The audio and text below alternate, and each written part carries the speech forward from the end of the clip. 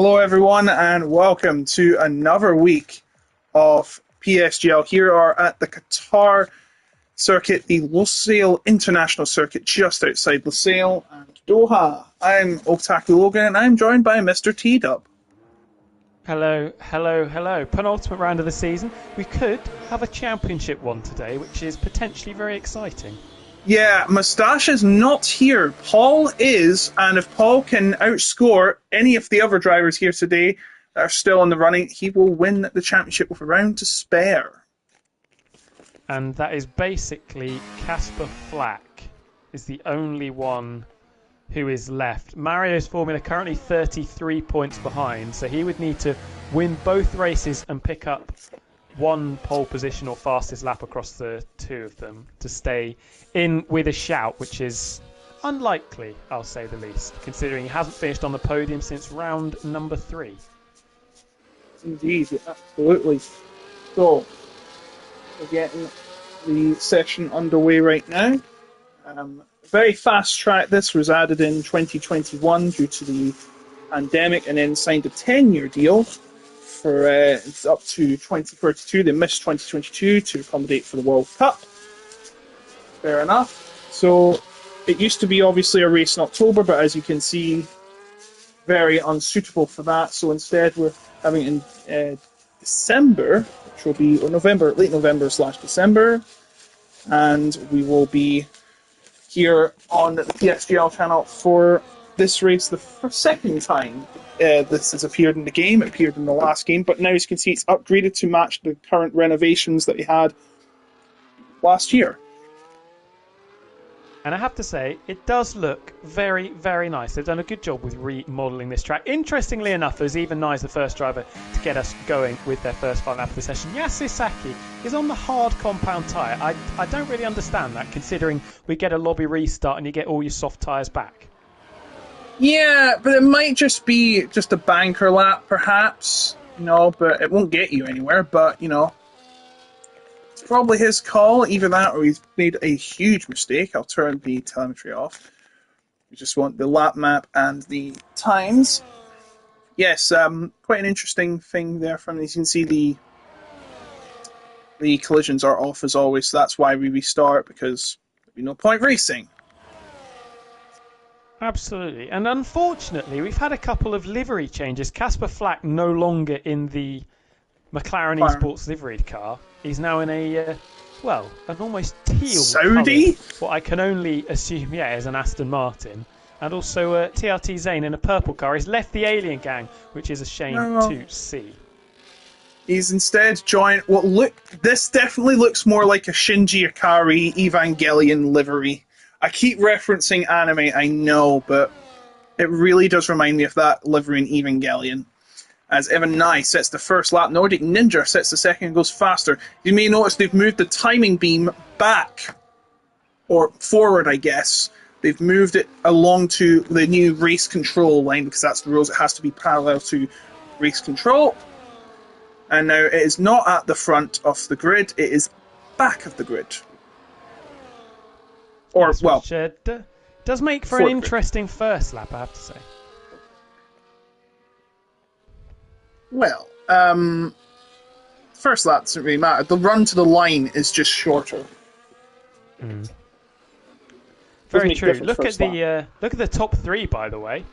Mario Storm, Casper Flack, ET8 Paul, the 3 drivers that can mathematically still win the championship, although Mario's formula realistically is quite the long shot, separated by just 0.06 of a second, and then there's almost a 3/10 gap back to Nordic Ninja in 4th. Yes, I've noticed there are no stands after turn 3. There's no stands at all after turn 3. I think that's very, very sad, because of course there's a lot of action to be had here. That is very true, and I also hadn't noticed that, so that's a good bit of detective work. Not even general admission. There's not even general admission. General admission's only lap, the last turn and the first turn. I think that's very sad. They do the same thing at Bahrain. The only stands they have after the first and last turns, it's the middle section with the support paddock, support pits. That's an interesting, Use the inner, yeah. little bit of information, yeah. I've just been watching Pepin, who is getting away with absolute murder, by the way, in the middle sector. 2 opportunities where, I mean, I personally think he was over the line, to be honest, but the game didn't invalidate him, so he's well within his rights to carry on as he comes around the final corner in the one remaining alien car. So a purple middle sector, apparently up to the line we go, but it is only 9th place. Can you invite Nordic Ninja? He's left the session. Hello? Yes, I can.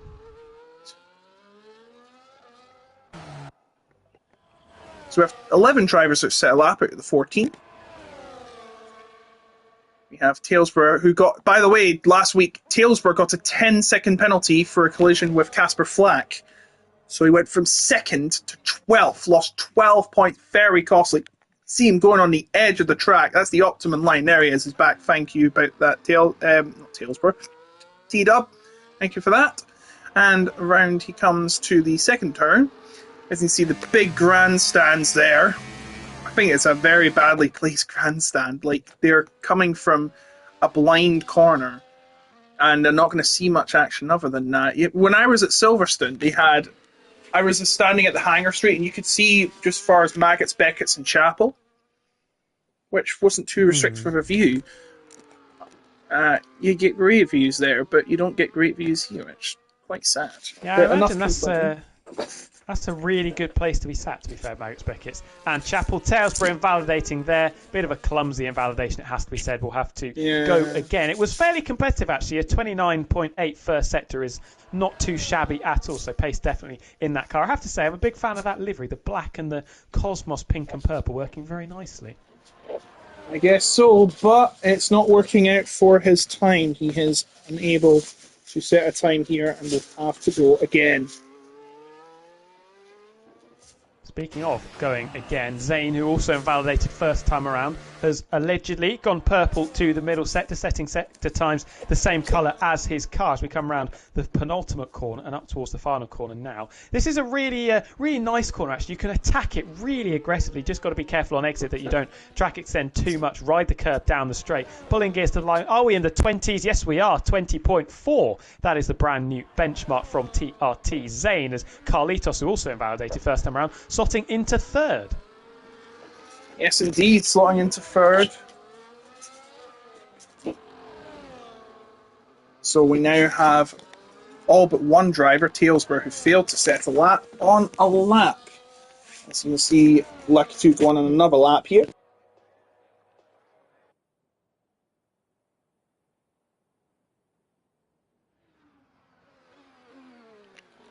We seem to have lost T-Dub. You must be on mute, buddy.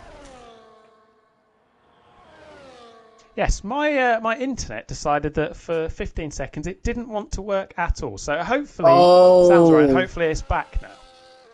Right, if he goes, I do apologise if he's gone. So, Zane still on the top, only one under 120.5.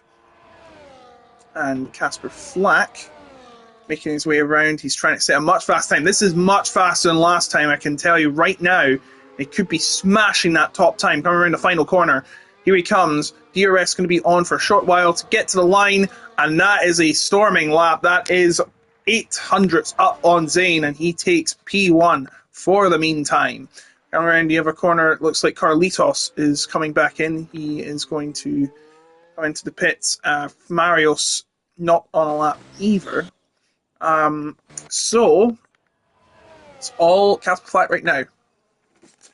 Yeah, and critically, ET8 Paul invalidating on that previous attempt, so will remain in fifth on a 20.5. We wait to see what the likes of Nordic Ninja, who's currently 2.5 tenths up through the first couple of sectors, and even Nye, who's actually invalidated, also currently running in 7th place. So it is Nordic Ninja jumping back into the session. We'll be hoping to jump inside the top 5 around the final corner we go with the default F1 World liveried car. Gets very close to getting a bit of a swapper on through the final corner. Up to line we go. We are in the mid-20s. It's a little bit of an improvement, not to the position though. 20.6 remains in 6th position. Yeah, it's a 6th position for Nordic Ninja right now. You can see he made a crazy move in Monza. He overtook 2 drivers and went around the outside, and I was like, Nordic Ninja, you legend. I didn't mean any bias. It just got me so excited. I didn't think you'd make a move like that in such a narrow area of a narrow track. Yeah, it was quite the spectacle. Up into seventh place, meanwhile, goes Thomas Covers, slotting just inside the 1 minute 20.6 mark. Yasisaki still pounding around in the banana car on those hard compound tyres. He gets a bit of a wobble on through turn one, so maybe some race practice here for the banana car. Wait, he doesn't have a quali ban, no. Maybe he wants to do a last to first? Maybe.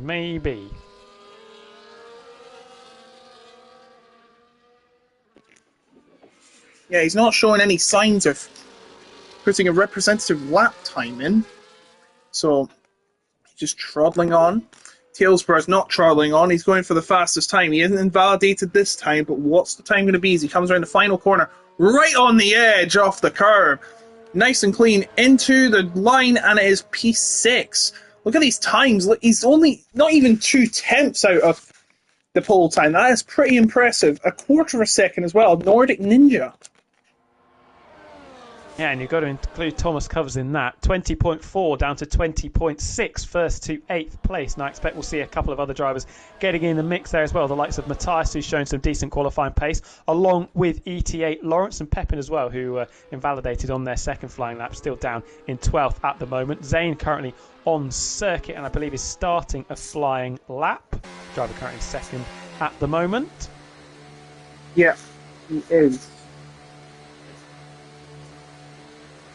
Incredibly close to invalidating through turn one as well. Playing with fire as he looks to try and get himself onto provisional pole position. We come up towards the first set split. The double right-handers. This is going to be one of the main areas that we're going to be looking at for track limits. Takes it absolutely beautifully. What is the split time? Well, he's nearly half a tenth down. So that little wobble through turn number one probably costing him a little bit of margin.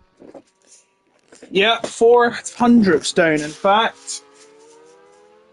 He makes his way through the middle section of the track. Very twisty, the twistiest area of the track, must be said. And then, of course, there's that Istanbul-like turn coming up after the stretch, which is surprisingly not a DRS zone. I think it was in 2021.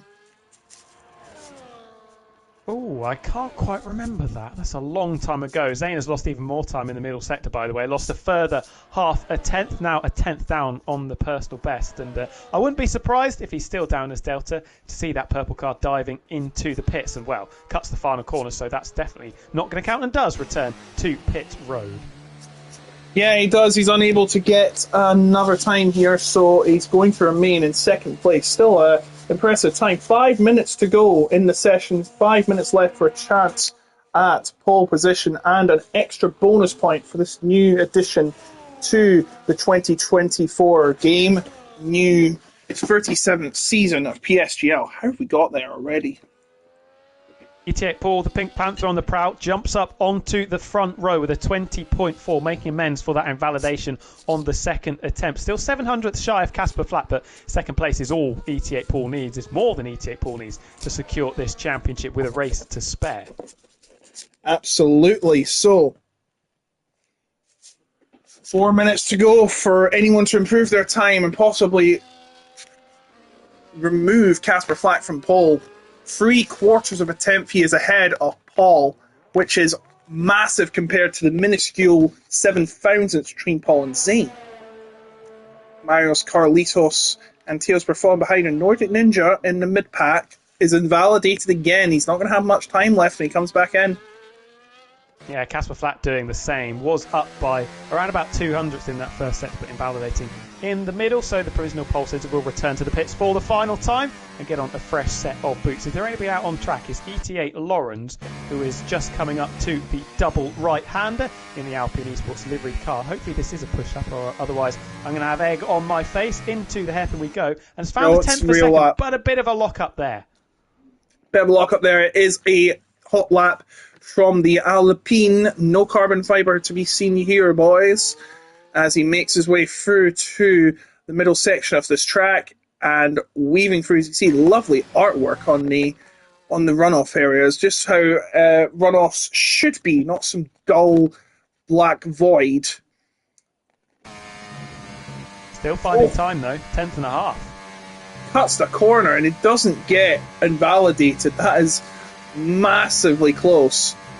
No gear change in this final turn here, because of course you're going at full throttle. You're applying a little bit of brake, I guess, but he's through there nice and clean. Is it going to be a good time from Lawrence?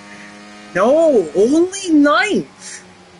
Was not a great final corner. Had a couple of stabs at it, and that is probably going to be it for Lawrence in this session. A best ninth place on a 20.7. Yasisaki retiring in the pit, so deciding not to go out for representative time. 2 minutes to go. Everybody else filing out. And that is Pepine about to start a lap.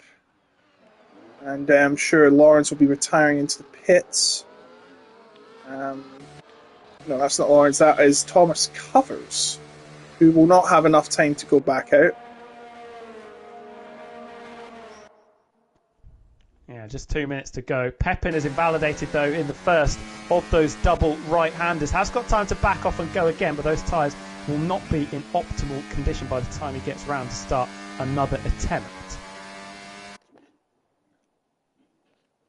So Casper Flack still at the top. Everyone's out on a lap except those who have already set lap. Marios is here starting his lap. Goes down the stretch to the first corner. It's a hairpin-like corner before making his exit nicely on the curb, and on the curb again, going into turn number 2, which is almost the same. Turn number 3 now, a quick right-hander before a double right-angled corner. Wowzers. Millimetrically perfect there, and has found a 10th.5 in that first sector. Now perhaps the tightest corner on the track before another tight one. Nicely around. Quick swoop through this turn. Just a little kink before taking an immediate right. And another hairpin turn on the left. Now the long run to the fast right-handers are coming up. And a moderately fast left-hander. This is a lap. I'm loving this. This could be blowing it out of the water if he keeps it perfect. 2 to go. Swipe through, and now for the final corner. This is where some have got it all wrong. It looks alright. What's the time? A 1:20.266. That is going to take some beating. Who's next to cross the line? It's Zane, I believe. Zane goes only third. He is only 6 thousandths off Casper Flack. But now Paul's coming around. Time's up. He's up on his time, but he's not up on Marius's time. So he needs Casper Flack's down. Oh yeah, he is down. He is down, and this may be fatal in his pursuit for Paul, but Paul is getting much faster now. Paul is 0.14 up on his first sector. How is he with the second? Coming to the beam. 0.139. He's improving. He goes second at this rate, which he probably prefer, so he doesn't get rattled around in the lead. But coming around the final corner now, can he get up to pole position because he gets that extra point? He's down to 6, so we want to go up there. Carlitos went second. Casper Flack goes back to second. But Paul only manages 4th. Wow, making a meal of the final sector there, slotting in only between Carlitos and Talesborough, who came in strong with late last injury over the line with an invalidation there. Only Zane and Marius have already set their times. Marius is pole position here in Qatar, but Paul in 4th, and surprisingly poor qualifying, but he probably doesn't need to think about that. He just has to finish where he has to finish, and the championship will be his. Yeah, he doesn't need a lot of points to be gained over Casper Flack to take this championship, so keep it on the road and he'll be fine. Mario's Formula returning to form in qualifying, taking pole ahead of Casper Flack. Carlitos, Paul and Talesborough top 5 covered by just under a 10th.5, and Zane just over a 10th.5 behind in 6th. Then a little bit of a gap considering how close it is back to Matthias. Nordic Ninja, Thomas Covers and Lawrence rounding out our top 10. Even Nye, Pepin, who didn't get a representative time in, neither with Lakitu and Yasisaki, who spent the majority of that session on the hard tyres. And we apologise if we didn't get the screen there. I'm afraid we could not be able to show you the timings on our screen. Did you get them, T-Dub? I did see them, yes. I haven't got I didn't see them. They were black on my screen. But it is Marius on pole, ahead of Casper Flack.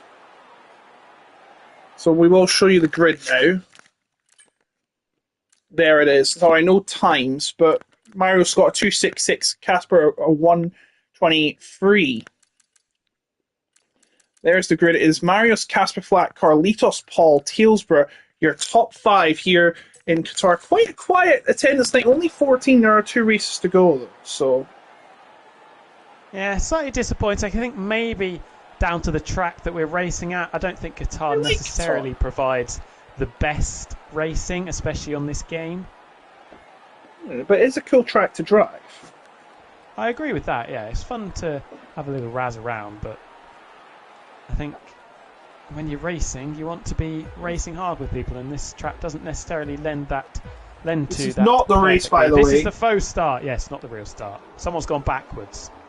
Don't do that. It's a DQ. I can imagine someone doing that. Just go backwards and just end their race immediately. But yeah, please don't do that. It's not very ideal. So pretty much getting a practice starts in, that's probably its only function. And even then, they're not taking the practice starts particularly seriously. It's Thomas Covers and ET8 Lawrence that we're still waiting for. Speeding under the safety car. I mean, look at these penalties. We've got a full course caution, everybody. In a race that isn't even supposed to happen. Come on, Lars, hurry up. Someone's left the session by accident. Oh, that's not ideal at all. Don't worry, we're still back in. Lawrence, come on. You've had more than enough.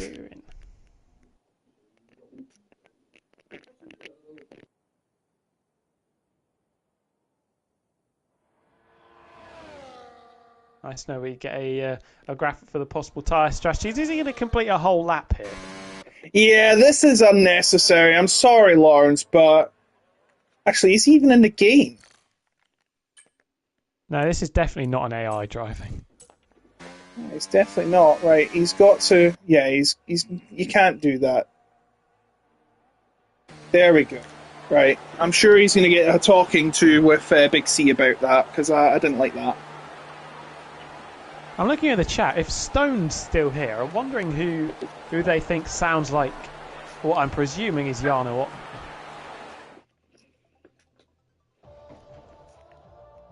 I don't sound like him. I don't think. I don't necessarily think either of us do. But I mean, Jarno Otmir is not racing, by the way. Turn it off. You don't want to watch this. So yeah, just be waiting to get continuing on. So 14 drivers tonight. Just a reminder on the gaps. It is 20 points ahead for Paul. Casper Flack is now on 70 points because of the pole position. No, Mario's Formula got pole position. Oh, sorry, Marius. I do apologise. He's on 59. Casper Flack still on 69. Moustache is not here on 71. He cannot win the championship now, as he has avoided tonight. Casper Flack will need to gain at most at least 5 points more than Paul, because there's 18 available. 5 points he needs, at least, more than Paul. Marius, on 59, needs, I believe, 32. He will need, and it's a big ask, 14 points.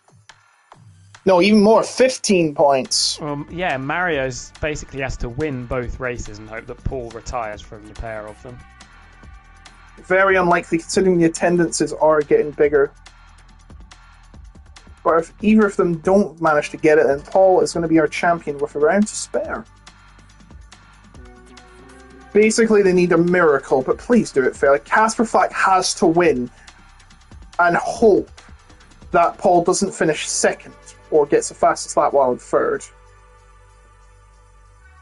Actually, he could do it without the fast lap, because if he wins twice in a row, Casper Flack, with all the second places Casper's had, he will win the championship if he goes perfect, and Paul has an absolute goose egg of final 2 races. Yeah, it's interesting, isn't it? Yeah, Not only all 3 set in stone. drivers can win it now. Moustache in second can't win it now because he's not in the night. Unless we manage to find some way to get negative points for ET8 Paul. Like in NASCAR, they deduct points from a driver that crashed someone out, and they didn't take the win from him. Not very fair. Oh, we've got another driver in. Diogo Silva's in. He'll be in last because he arrived late.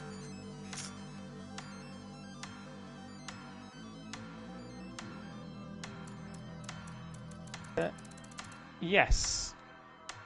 I was questioning whether actually Diogo Silva was in the lobby, but it was Nordic Ninja, not Diogo Silva. So 15, an extra person. Delighted.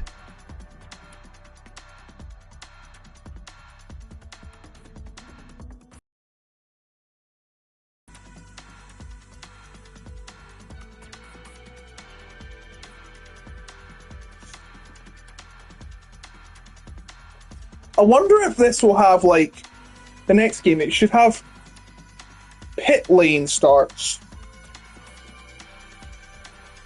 That would Whereas be you a don't very handy feature. Yeah, it's even more realistic. They don't have sprint shootouts yet, do they? They have, yes, they have Oh, the okay. sprint shootout. I think there was a little issue with the tyre allocations when the game first launched, but that has been resolved. Never a fan of the sprints. Yeah, I probably concur with that thought. I mean, process. what's the point? What is the point? We're all here for one race. Don't tire out the cars more. It's a I agree they perfectly could- valid point. In my opinion, they should just have the practice sessions on Friday, and then on the Saturday, they have 2 qualifying sessions. So they have, like, 2 heats. They split them into 2 of 10. And the top 5 from each go through. But they only so they have one driver in one session and the other driver in the other session. And then in the final 2 sessions, which are in the afternoon, they have the bottom 10 in a consolation shootout where the fastest driver in that gets 11th place, second fastest 12th, etc.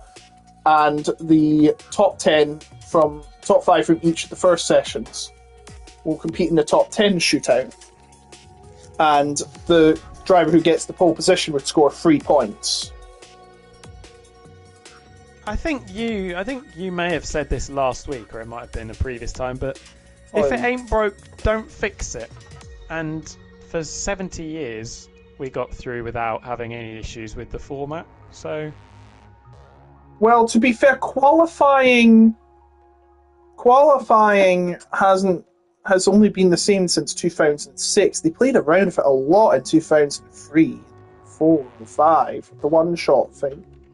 I think it's different when you're introducing an extra race, though, because that's not the genesis of how it usually. No, it's qualifying would still be laps, obviously. Do you think I was going to make more sprints? No. I mean, I think we're gonna get to a point where half the races in a year are sprints. Maybe every race. Enough. Maybe every race. Either have them in every race or no race. It should be consistent. Yeah. No point. I mean, I don't think a lot needs to change. I think qualifying's perfect how it is. We don't need to fettle with. Right, the race. here we go.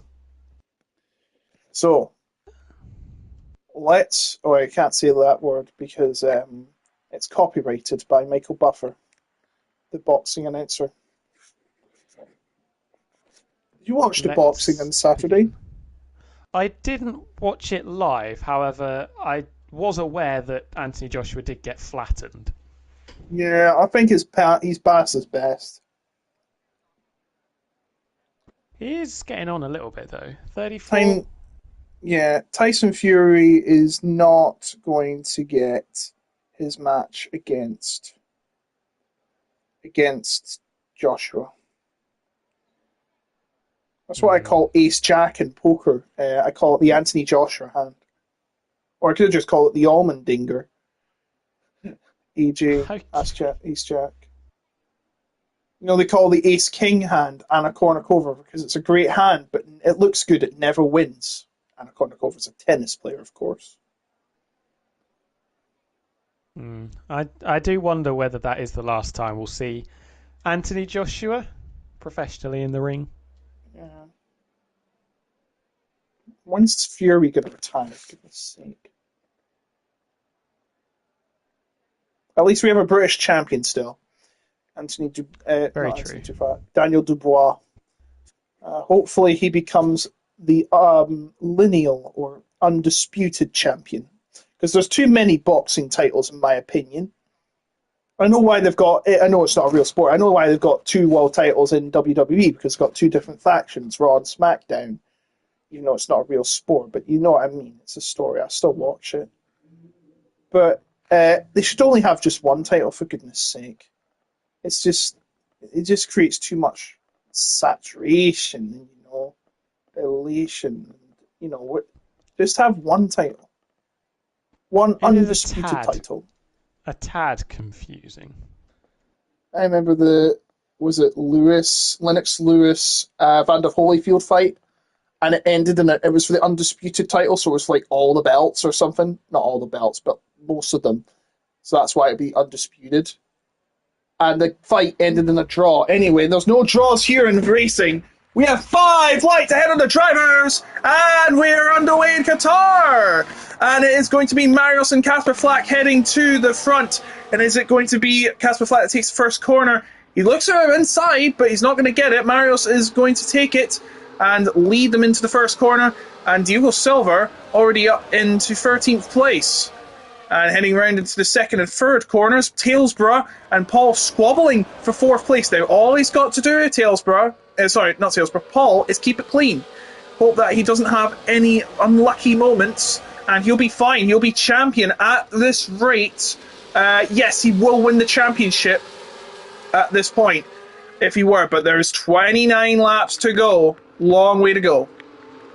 Look at this, behind Paul is Matthias on those medium compound tyres, swinging it around the outside of Tailsman. They're going to continue to be side by side through the high-speed kink and then down into, I think one of them may be off the road. Bit of a shove handed out from Matthias as up into 5th place he goes. And here comes Nordic Ninja again! Look at that round the outside. What a bold move. This guy can make some moves.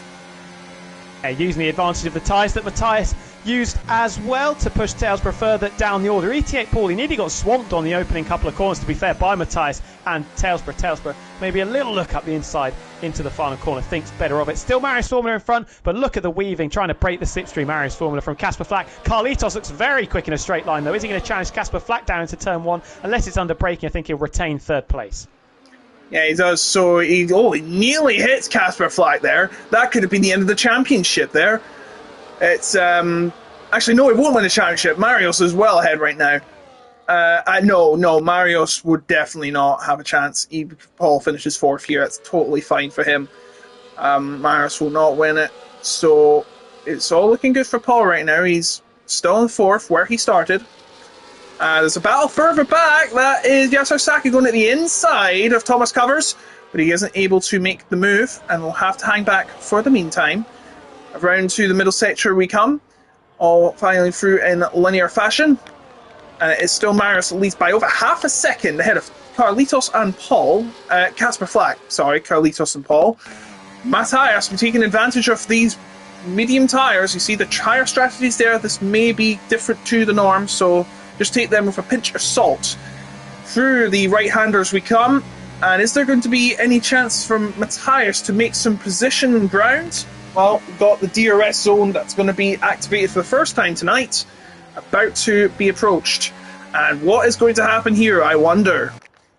Carlitos with an absolutely terrible run through the final corner, and that's opened him up for a potential assault from the championship, or the champion-elect DT8 Paul. But look at this, Marius almost so slow without that no DRS. way. It's Casper Flack having a look up the inside, almost a little bit of contact side by side behind them as well between Carlitos and Paul. Are we going to end up in the same order? No, it's Paul sailing it around the outside, but he's going to leave himself open to attack from Matthias on those medium tyres. I don't know how we've managed it, but we're in the same order we were coming out of the final corner.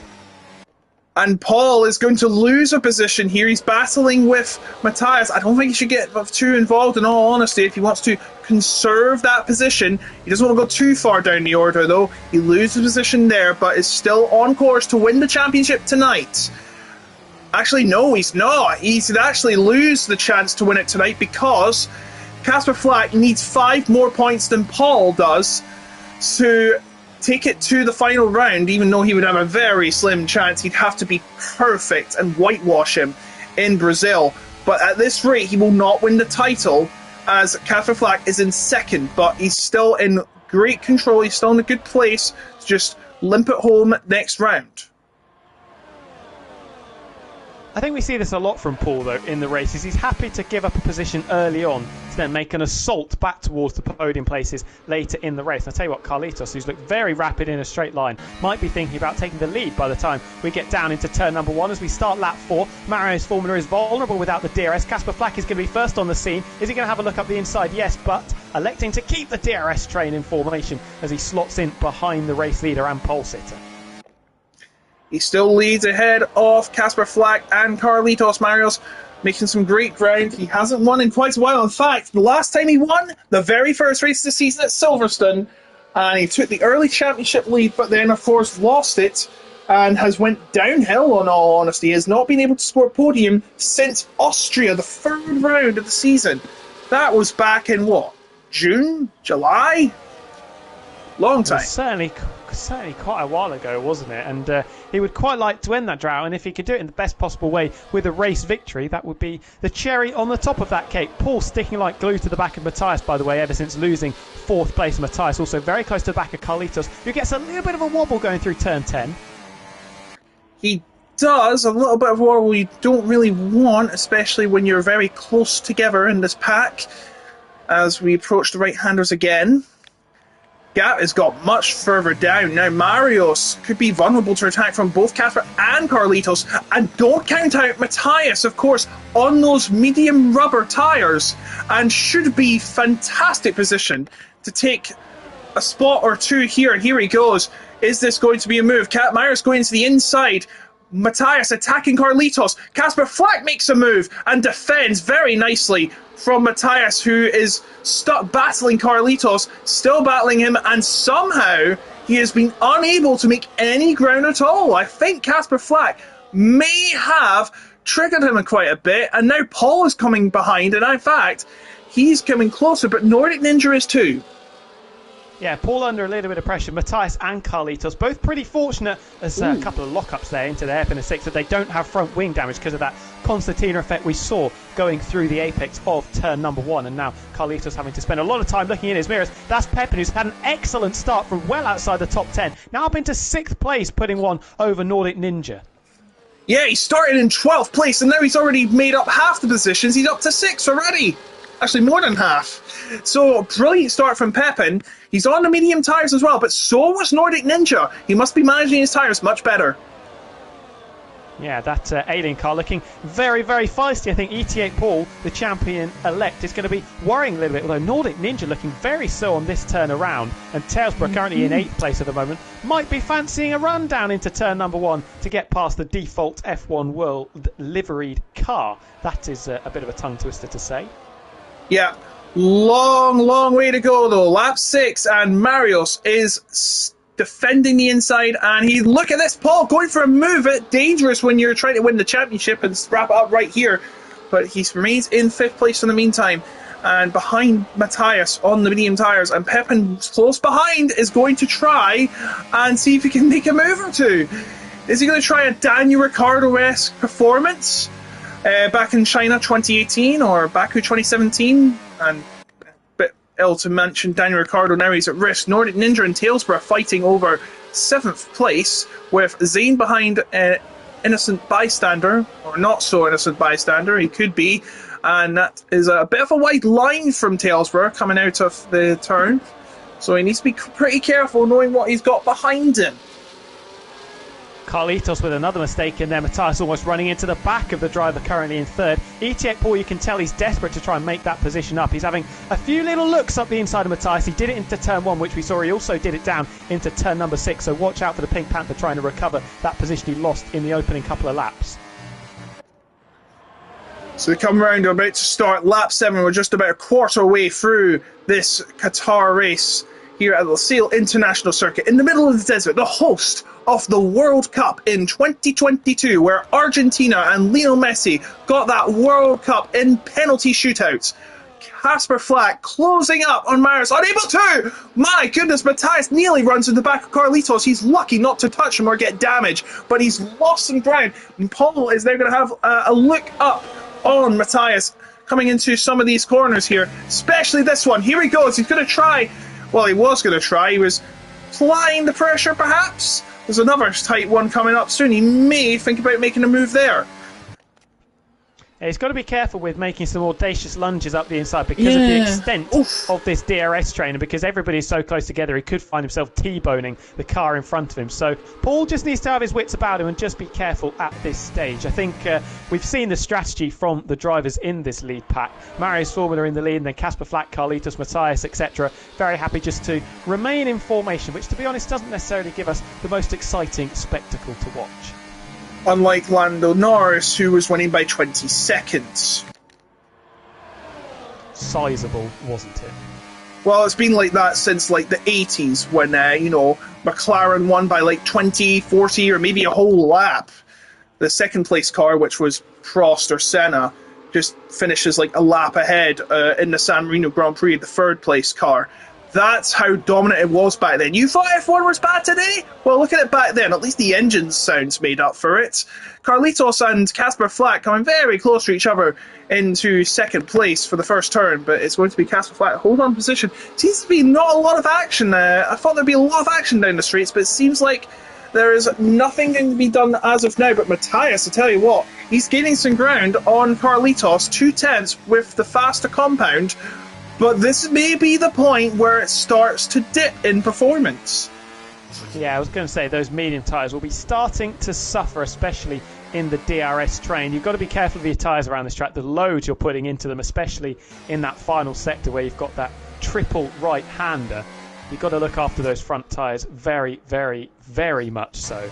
Otherwise, you're going to be losing a whole heap of time come the second half of your race stint. I hate to say that I predicted it earlier on where I thought we would have a few too many DRS trains, and it is looking a little bit processional at the moment. Hopefully I'm wrong, and hopefully by the end of the race we see a bit more action going on. Yeah, absolutely. That's Pepin going very wide there. That will probably be a warning on his resume. As the gap is now 2/10, we're approaching the straight once again, which is Qatar Airways Clad, which is our sponsor for this Grand Prix. And now Casper Flack is going to get into a move. He's going to take the lead for the first time tonight. Casper Flack in the lead and now closing the gap on Paul in the championship race. But we also have some magnificent sponsors of the entire league. Can you tell us about them? We certainly do. Let's just make sure we don't miss any major action here, because Marius Formula, Carlitos and Matthias nose to tail as they come out of 2 and 3. I think they're going to retain the status quo up into the double right-hander. But yes, some very, very nice sponsors indeed. PSGL sponsored by GT Omega. If you head over to their site and use that code PSGL, you can get yourself 5% off some of their products. And I have to say they are absolutely excellent. And Sim Racing Centre as well. If you use that same code PSGL, you'll get 10% off some of their services, whether that's setup, strategical advice, or some driver coaching. Yes, and I bet a lot of these drivers have had some coaching, probably from Brendan Lee, probably driving that GT Omega car right now. And Qatar Airways, well, you know all about Qatar Airways, probably one of the best airlines in the business. But that's all I would say, apparently. Qatar Airways is plastered everywhere on the stretch, so I don't think anybody minds. But I tell you what, Casper Flack's pace is impressive. Look at the gap he's pulled. Yeah, he's made his move on this lap. He's decided he just wants to stretch this train out a little bit, and a little bit of a cause for concern for some people in there as he smashes the fastest lap in there. Everybody's still in DRS, down to Yasis Saki in 11th place, who's just under a second, now just over a second behind Thomas Covers. As a move from Tailsborough, Nordic Ninja, very nicely done, gets up into 7th place. And Nordic Ninja, I think the tyres are starting to run out of gas. As you can see, Nordic Ninja looks like it's struggling for pace. And Thomas Covers coming in behind too, of Zane and Nordic Ninja and Tailsborough, who leads this little train. And it looks like Thomas Covers gaining some important ground. And so is Zane, though. Look at how close they are already. Yeah, pit stop time, you would think very, very shortly for those medium tyre runners. Matthias and Pepin still looking okay on their set of yellow stripe tyres, but Nordic Ninja definitely starting to reach the slightly concerning tyre percentages on those mediums. And I think maybe around lap 12 or 13 we could be seeing him dive into the pits. He'll get a nice little undercut, but how strong will it be considering the DRS train that everybody is doing at the moment? And Casper Flackhand in front did up the pace on that previous visit as well. Absolutely so. We are past 9 laps, we're about to finish 10, and it is Casper Flack that leads. He needs to win today. He needs to win to keep any hope of winning the title alive.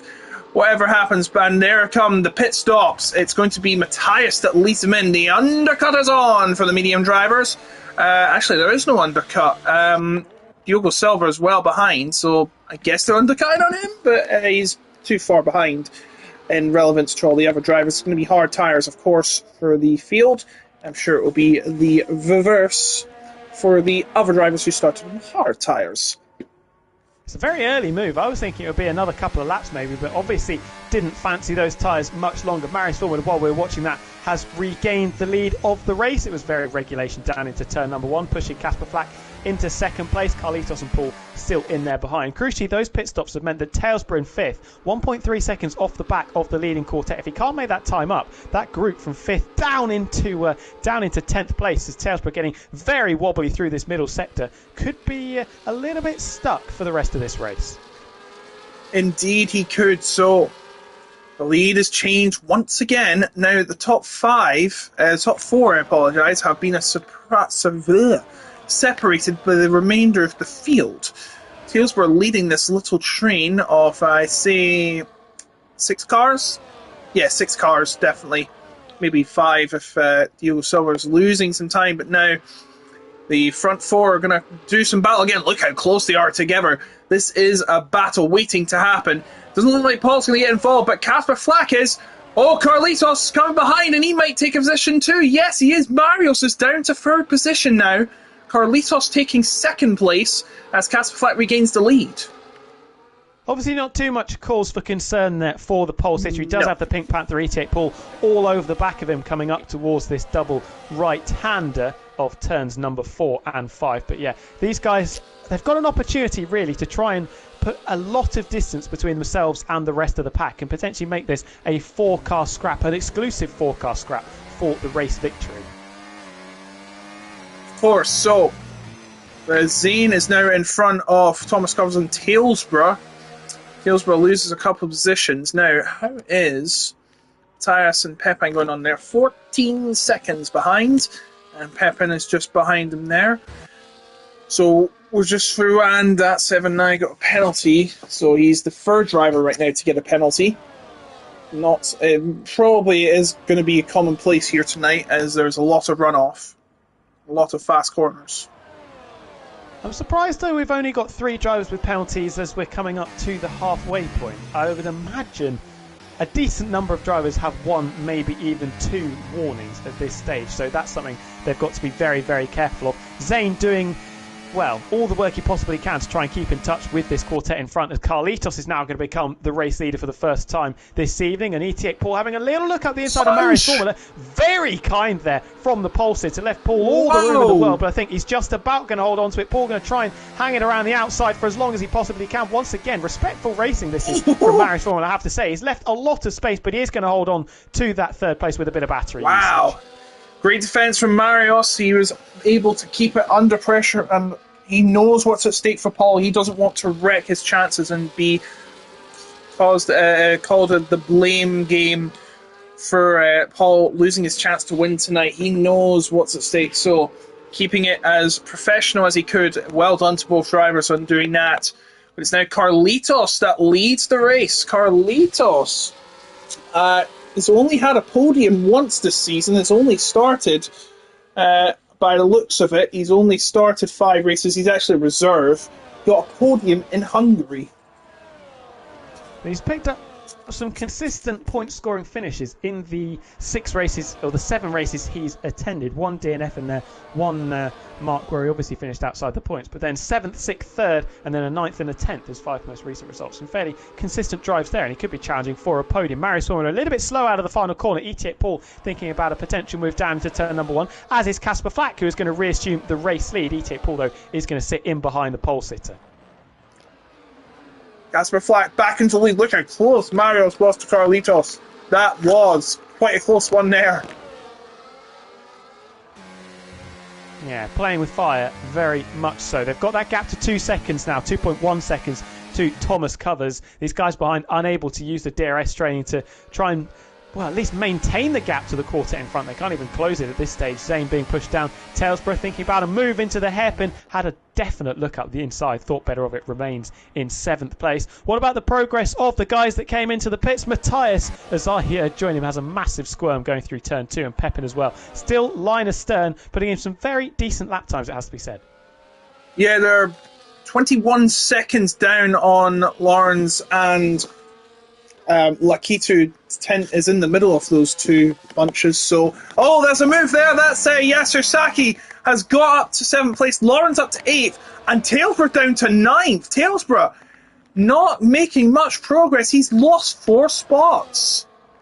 Yeah, it was a big mistake as well. Big wobble coming through turn number 10, paying the price and going wide as well through the penultimate corner. So maybe his hard tyres struggling as well. I can see the temperatures on his steering wheels. That front left and rear left as he has another snap through the final corner. Very, very toasty.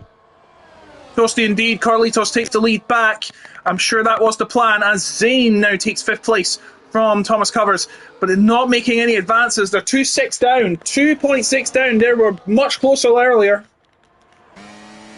I wonder how much longer these guys on the hard tyres are going to stick it out. If we think about the stint that the people, as Pepin sets the fastest lap of the race, he's probably going to take 11th place down into turn 1, and does the alien car, moves past Matthias, and Nordic Ninja doing the same, getting past even 9. But I wonder how long these guys are going to brave it. The medium tyres clearly didn't look like a particularly good race tyre, considering they came in on lap number 10 or lap number 11, some of them.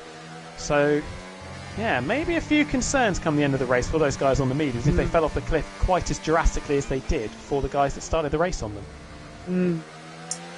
So the top 4 remain within like 1 second of each other, give or take a few attempts. It is very close between them. They are probably keeping a truce or something and letting each other swap the lead, like in the team pursuit in cycling. Of course, all hell breaks loose in the final few laps of the race. So it's Carlitos and Casper Flack leading the fray. And of course, a bit of a game of chess as well. It's a very massive game of chess, just without all the different pieces. Just kings, that's it. Casper Flack is one of those kings trying to take the position, and Paul's going to take the position as well. Now, what's going to happen here? They're going to get free wide into the turn. Careful now. There's a title on the line. And Paul gets out there ahead and now is in a championship winning position. Yeah, and that closing speed for Paul was just way too much for Marios and Carlitos to deal with. Carlitos bumped down from 1st into 4th place there, dropping to the back of this quartet. 2.6 seconds now, the gap back to Zane. Pepin and Matthias continuing to pump in very good lap times as well. I would expect those two are going to lead the race by the time these hard runners make their one and only stop.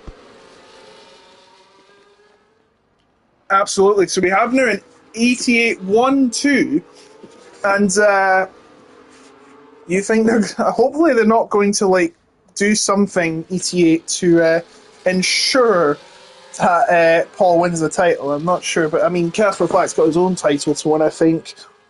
Either that or they just want to race for the victory. Of course, we all want to win here.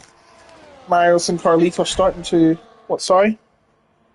Oh no, I was just going to make a point there on. I don't really think the ET8 guys need to do any team play, to be honest, because of how far Paul is in the lead. I guess not. So you don't want anything coming from left field and ruin it. And there it is. Paul takes the lead, and now he is in the lead. He's on course for his 4th win if he were to finish in this position, and he'd be the 2nd driver to win twice in a row after Owen, who is just a reserve, by the way, and has only had the points on his tally from those 2 wins. Quite funny, that. It was Mexico, then Belgium. Yes, and he was dominant in Spa, wasn't he, a few weeks ago? Thomas covers his pit, and he comes out behind Diogo Silva. So what's that gap that Matthias and Pepin have got? They are 4 seconds ahead of even Nye, and then there's that train of cars, Nordic Ninja, Diogo Silva, and crucially Thomas Covers in there. So 18 seconds. Yeah, that's not a lot. I don't think they'll be that far in the lead, to be honest, these two. Well, it might be pretty close, as there's a move for 6th place. That's Lawrence and Yasser Saki getting into a battle, and Lawrence comes out on top. But here is the top 4. They're going to be switcheroo again, is it, lads? Will they pit? I don't think they will. Oh, they are!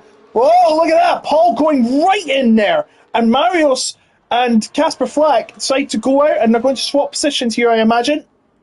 Or are they? Casper Flack defending the inside, and Marius sandbagging by the looks of it. He's not going to take the position. So, interesting move. Oh, what's happened there?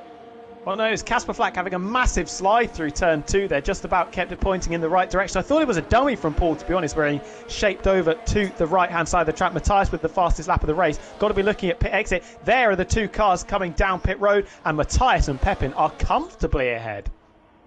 Yeah, Matthias and Pepin. The strategy is working, and now they're ahead of Paul. But will they be ahead of Casper Flack and Marius? Time will tell. By the way, Talesborough looks like he was well caught up in the... And his race has just went from bad to worse. I think he got double stacked. Absolute disaster. When it rains, it pours. Talesborough now down in 14th place, and points looking very unlikely. It doesn't rain in Qatar. Oh, okay, well. It barely ever rains in Qatar. I'm sorry, I've got to be It's accurate. clearly raining on Talesborough at this stage. Right, I'm sure Casper Flack and Marius will be pitting this lap, if not the next. Or one of them at least. Imagine if one of them just dummies into the pits. Will there be one? Yep, they're both in. So they're both in, they're going to get the medium tyres. But... look who's ahead. Matthias is going to be in the lead now. Or will it be Pepin? Pepin, who started from 12th, by the way. Matthias started from 7th. Strategically, so far, they've done very, very well, although Paul and Carlitos are catching them at a rate of knots. They've taken 1.2 seconds out of them on this previous visit. Paul and Carlitos should be clear of Casper Flack and Marius Swarman, and they're going to swap positions, as do the leaders. It is now Pepin, Matthias, Carlitos, Paul. There is Casper Flack just coming out of the pits. Marius Swarman in behind them as well. Yeah, and that's Diogo Silva and Evan Nye doing some battling around the first corner. That's a horrible camera angle as they still go side by side.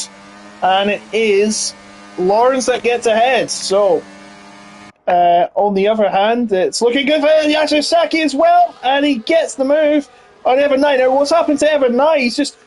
well, he's on the older tyre, that's what. He's just really struggling. But I'll tell you who else is. Those hard runners there. But remember, the medium tyres will run out maybe by the end of the race. So are Pepin and the Matthias in a good position? They've got to team up now. They have no choice but to team up against Carlitos. Defend like their life depends on it if they really want to win. We're all here to win, not just to pick up a few points, I think. But, I mean, at least winning would be the best feeling in the world to these drivers. Neither of these drivers have had a win this season, so they would absolutely love it if they got it. Love it. It would definitely be ideal, as Thomas Covers is the fourth driver, to pick up a penalty. I almost think that they need to try and use the pace that the medium runners have got at this stage. Just try and stay in touch, stay in that critical DRS zone. That is Matthias up the inside. That is Carlitos into the back of Pepin as Marius Formula and Casper Flack swap places for 5th and 6th as well. They're nearly a second and a half off the back of this quartet. They should catch that. No problems at all. Look at Carlitos. He's almost pushing Pepin through the first sector. I think it's only a matter of time before that alien car gets bumped down a couple of places. Yeah, this is the problem when you go the alternate strategy and you start quick. Oh, Paul's going down the inside! Paul says, you know what, screw it, I'm going to try and get past, and that might win him the championship. What a move! And critically as well, Mario's Formula with a 3-second penalty. And that might be the end of his chances, so just Casper Flack now he has to worry about. And surely, if Paul... Well, he's got to play it safe, right? He's no meddling around, but he doesn't care. He doesn't care. He's challenging them both. He's putting the pressure on. Look how close the top four are. They're within, I make it half a second. Mental stuff. But Paul has to be careful. If Paul messes around, then he's going to be in real trouble. Remember, Tyus has run away, but he's left Pepin behind. Pepin's now easy bait for the medium runners. Paul trying to make a move on Pepin. Is there going to be a defence from Pepin? Don't think so. It might be free wide here. Watch out! Free wide into the corner. Paul takes the lead. And now he is going to be in complete control of this race. And look at Carlitos nibbling at the heels of both of these hard compound runners as well. Straight around the outside from fourth up to second is Carlitos getting through. Mario's Formula fancies a bit of the action as well, but can't quite have the overspeed to send it up the inside into turn number 4. They are getting bogged down quick. The hard tyre runners thought it would be a smart strategy. There's Marius on the outside off Matthias. And there he goes again down to 5th. Casper Flack now coming into the inside. Takes 5th place as well. Coming through the corner, and he's just, they are being outnumbered here. The numbers game has claimed them souls. 4-2. And the medium tyre runners are running away with it. Top 3 is now back to standard. And look how far the top 2 are ahead of Marius. But I think Mario should be able to catch that up because Carlitos is just bogged a little bit and he's off the road as well. And that is going to allow Marius back in DRS range. Pepin and Matthias have just got to try and take this as long as possible. Stay in this DRS range. This should come back to them come the end of the race. Casper Flack, no questions asked, sends it up the inside into the final corner. No invitation required, and that is 4th place. And Paul still leads the race, but Carlitos coming behind. Would you let Carlitos through here? I would, but he's not going to get there anyway. Behind, there is Pepin stuck in the middle with the other drivers. And now Thomas Covers chasing right up to him. He's got past Matthias. I think this smart thinking is Thomas Covers gets through right before the 4th corner. I think the smart thinking had its drawbacks, and now they're seeing what it is. 8 to go. Yeah, we've just got to see how these medium tyres behave. First up, Thomas Covers is on the oldest mediums of everybody on the circuit. This is why these hard tyres should be robust enough to go to the end of the race easy and not be too terrible by the time they get to lap 29. It's the mediums where we saw the struggles that these guys that started on the mediums were having, as Pepin's a little bit wide there through 10 and 11, just losing even more time. He's going to stick within the DRS range of Thomas Covers, though, who is grappling to hold on to the coattails of the quartet in front. So Paul, that double overtake is right there. He's got 1.5 hands on the trophy. He can see the final lap in sight. He can see glory awaiting him. But all he has to do is keep it clean. He doesn't even have to win the race. He could just finish 2nd, 3rd. As long as Marius and Casper Flack doesn't get ahead, the trophy's his. Little look up the inside from Mario's forward. Almost took a nibble out of Carlitos' rear wing. We retain the positions that we were in. Casper Flack. Sorry, Diogo Silva has had a collision with Tailsborough and he's been spun around. Well, not spun around, he's been clipped and has lost 2 positions as a result. Still on the track, no damage though. ideal for both, considering the circumstances. No broken front wings to date so far, I believe, and that's just because it's very difficult to run into cars. And there's not a lot of walls, are there, surrounding this track? You've got to have quite the big moment to end up in a barrier. Yeah, it's very lenient, this track, and very fun to drive too. So there's a win-win situation there. As Marios and Carlitos still trying to find a way to close up on champion-elect Paul. Coming through the right-handers again. Paul just seems untamable at this point. Unbeatable, unstoppable, undisputed champion to be. But now the three behind are battling, and Casper Flack, he wants to keep this title race alive no matter how faint the chances are. And that's going to be Carlitos. He's going to make the move. He has to make the move here. Oh, Marius is coming in the inside. He's got to be careful not to mess around, because he'll lose the championship if he does. Paul's just playing it safe, as you would. Goes hanging back into third. Now Carlitos... Actually, Carlitos is in the net lead because of that penalty for Marios, but this isn't helping them much, because now, if Matthias hangs around enough, he can get back into this race. To be honest, I think those hard runners might be too far gone. Thomas Cummers managed to get back into DRS range. Matthias has dropped behind Lawrence. Pepin's fallen even further through the field behind Yasser Saki. They need a tow. They need somebody to help them to try and stay in this race. But I think it's a long shot, to be honest, at this stage. Yeah, Lawrence is too far behind Thomas Covers, 1.252. The lead is now half a second. Paul still on course to win it tonight. Myros has that penalty. That is the most important thing. Paul just doesn't have to let Casper Flack run away from him. That's all Paul has to do. Keep it on the track, and you're there, bro. You're there. What do you do if you're Casper Flack? You've got 4 laps to go. You've got to make the move. Come the end of this. When do you make that move, though? Do you just sit there for a few laps and try and recharge that battery, look after the tyres, and then try and attack late and hope Paul gets shuffled down the order? Well, here's your answer. He's not making the move right now. As Carlitos goes a bit wide on the exit, and now he's going to lose some ground to Paul again. Paul, 5 laps to go, in contention to win the third race. He doesn't need to win, though. He just has to keep it clean. Yeah, and it would be a big moment for Carlitos as well to win this race, whether it's on track or inherited through Mario's Formula's penalty. That would be a very big moment, I have to say. And it would be big for how many players we have won a race. There have been 7 winners this season. Paul, Moustache, Casper Flack, Marios, Nikosos, Thomas Covers, and Owen. Carlitos could be the 8th. I, for one, would be all for that. F1 2012 all over again. Hey, look at this. Casper Flack very close to the back of ET8 Paul, maybe thinking about where he is going to mount his assault on his main championship rival. Paul a little bit behind from Carlitos. Actually, Marius Thorne, who's extended that gap to a pretty handy 0.6 of a second.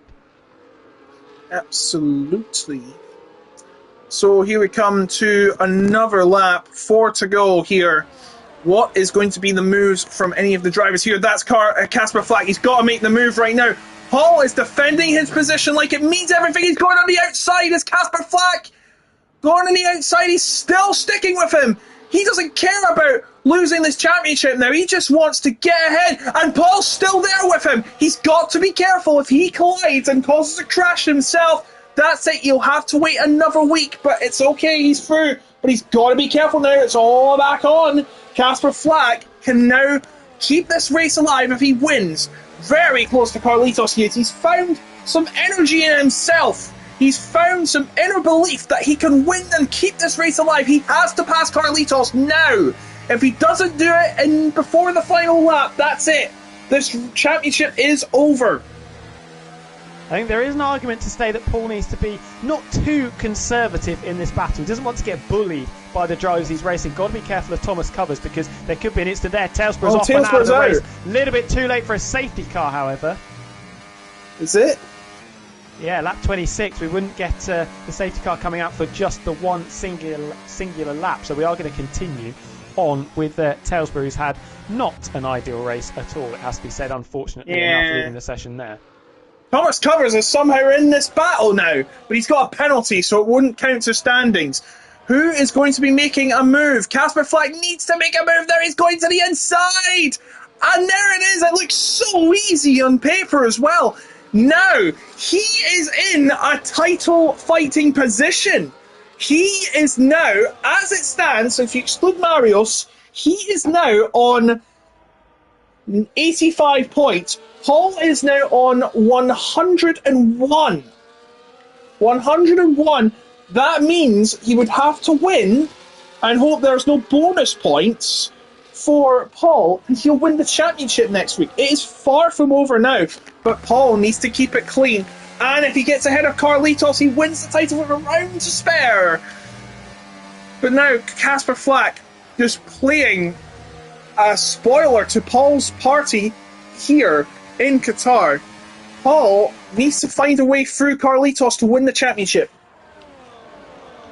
Yeah, Paul, I think he's going to be smart about this. I think he knows the championship is almost wrapped up. He doesn't need to do anything stupid by trying to risk it all to get it this evening. I think, to be honest, I think if the opportunity arises, he'll probably remain in 4th place. That'll, of course, end up becoming 3rd with that penalty. I don't think he'll go for a rash move on Carlitos unless we see a mistake from that driver in front.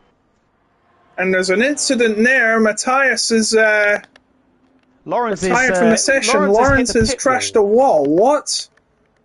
That's crazy. Well, that's 2 drivers out, and that could be good news for Evan Nye. He's on course for a podium.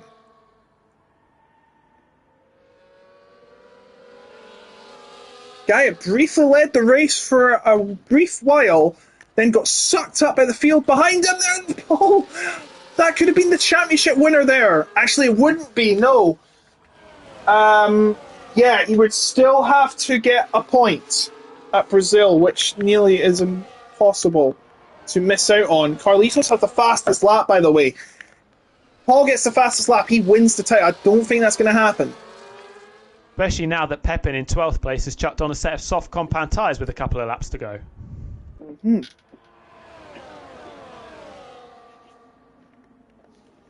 Now, Thomas is 2 tenths behind him on basically the same tyre, just 1 lap older. Now, hopefully Paul keeps it clean. He probably has to hang back now. I think he's got no choice. If the chances are well in his favour to win it next week, I think he's got you right. He has to play it safe. Final lap, here we go. Who's going to take the win? Marius, there's a penalty. Casper Flack not hanging around and gets through. Carlitos and Marius are battling position as well. This could be in Paul's favour too. Still fighting. Carlitos on the outside. Still holding on, and he is through. Or is he? No. Marius is still there. Marius cannot beat him. And now Carlitos is going to try and fight the win. And if he can pass Casper Flack before the lap is out, Paul will be your champion. Oh, he's had a sliver there. He's let Casper Flack run away with it. Yeah, it's going to be hugely unlikely there. Brilliant racing, though, between Carlitos and Marius Former. They were so close together. You could barely fit a playing card between their 2 tyres. But at the moment, I think this championship is going to be going to the final round. Casper Flack should win this fairly comfortably. And Paul mired in this quintet, at the moment in 4th place. He doesn't have the battery, and I don't think he's got the tyres to make any more of an impression. No, he can't. He's well too far behind. He needs to find a miracle. He's got no energy in the bank. He will have to settle for second best. It's not going to be an 8th different winner. It's going to be Casper Flack again unless miracles do happen. Coming around the final corner is Casper Flack. He keeps it alive, albeit by the slimmest of chances. Carlitos had to settle for second. Marius finishes down in 4th. Paul in 3rd. Now is 16 points ahead of Casper Flack, which means that he will just have to get a point, or 2 points actually, to win the championship. Or no, 3 points. 3 points, I do apologise. But basically, the title is very well nicely in his hands if he can keep it together next week. He's not won the title tonight, but he's got himself just an inch closer. He's played it safe. Casper has it all to do next week.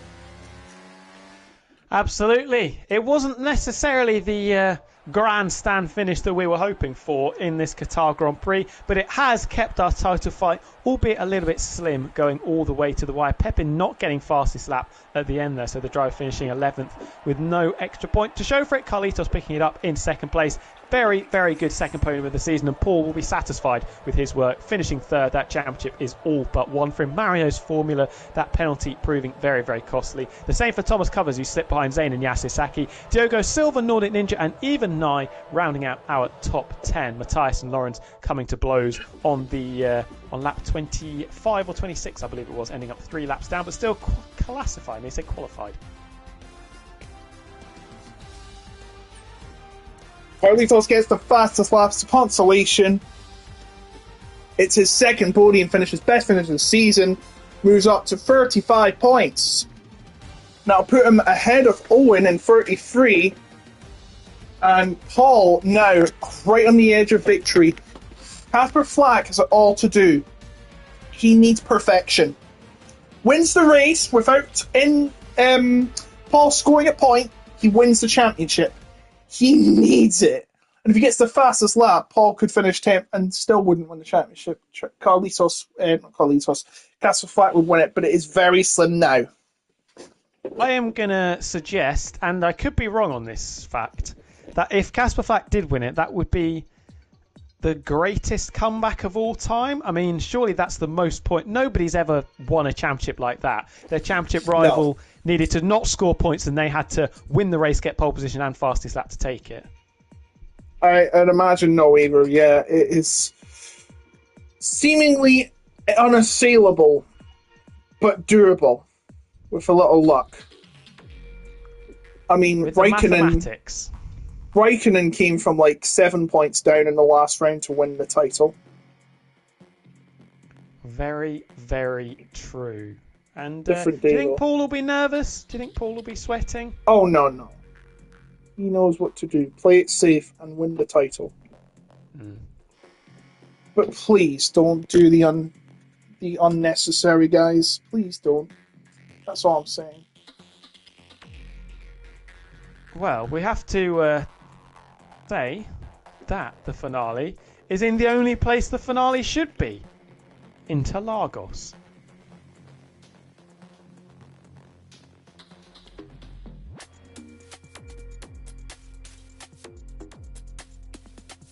Logan, where have you gone? Sorry. Yes, Interlagos, the final round of the season. Brazil, Sao Paulo. The fastest track I know. The greatest, in my opinion, the greatest racing track ever made. You never get a stinker in Interlagos, and even though the championship looks like a pretty much foregone conclusion, I think we should still have a very exciting race to round out this championship season. Yeah, but we need to find a way to get the attendance up. Offer them free V-Bucks. Hopefully for Brazil, people will turn up. It's Brazil. You've got to be there for Brazil. Brazil! I want to play the music. Unfortunately, I don't have it to hand. What is it? Hold on. Where is it? Forget it. Anyway, Formula 1 on F124. PlayStation F2 comes to an end next week, 7 o'clock. Same time, same place. You be sure of it. The final round of Brazil. Paul has a seemingly unassailable lead, but you know what? Anything can happen. Just like it has happened before in real life F1. So, we will see you next week for the finale of season 37. I've been Attack Logan. He's been T-Dub. Go check out GT Omega and Sim Racing Centre, and I wish you all a very good night. Ta-ra!